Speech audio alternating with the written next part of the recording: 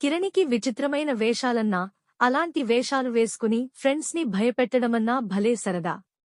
ఎప్పుడూ భయంకరంగా ఏదో ఒకటి చేస్తూ తనతో ఉన్న వాళ్లని ఇబ్బంది పెడుతుంటాడు. అది సరికాదని ఎవరు చెప్పినా వినిపించుకునేవాడు కాదు. ఒకసారి వాళ్ల నాన్న వాడిని దగ్గరకు పిలిచాడు. ఎందుకురా అందర్నీ అలా భయపెడుతుంటావు అని అడిగాడు. ఊరికే తమాషాకి డాడీ.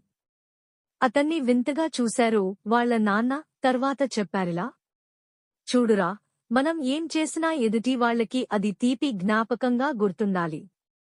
కాని పేడకలగా ఉండకూడదు.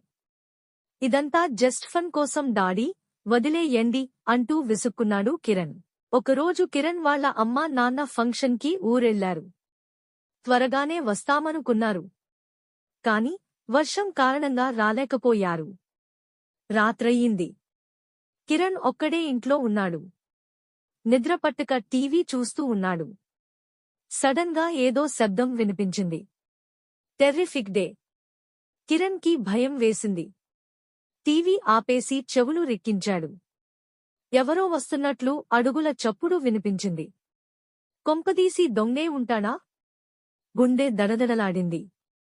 బెడ్పై నుండి దిగడానికి కూడా అతనికి ధైర్యం చాల్లేదు. సరిగ్గా అప్పుడే కరెంట్ పోయింది. దాంతో కిరణ్ పై ప్రాణాలు పైనే పోయాయి. ఇంతలో కిరణ్ ఉన్న రూమ్ తలుపు ధనమని తెరుచుకుని ఎవరో లోపలికి ప్రవేశించారు. కిరణ్ కి గొంతు తడారిపోయింది. అరుద్దామనుకున్నాడు. కాని గొంతు పెగల్లేదు. ఇంతలో గాల్లో కొవ్వొత్తి వెలిగింది. ఆ కొవ్వొత్తి వెలుగులో అతనికి గుండుతో ఉన్న భయంకర వ్యక్తి కనిపించాడు. అతనికి కనుబొమ్మలు లేవు. తెల్లని కనుగుడ్లు, చెంప నుండి కారే రక్తంతో ఉన్న అతను చేతిలో ఫోర్క్ లాంటిదేదో పట్టుకుని కిరణ్ మీదికి పొడవడానికన్నట్టుగా దూకాడు. కిరణ్ భయంతో గట్టిగా అరవసాగాడు.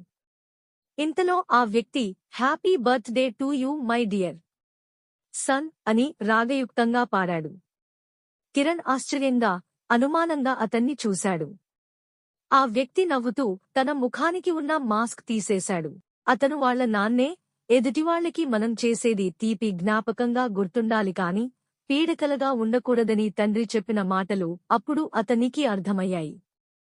ఇంకెప్పుడూ అలాంటి పనులు చేయనని వెంటనే మాటిచ్చాడు. బుద్ధిమంతుడై అందరికీ సంతోషం కలిగించాడు.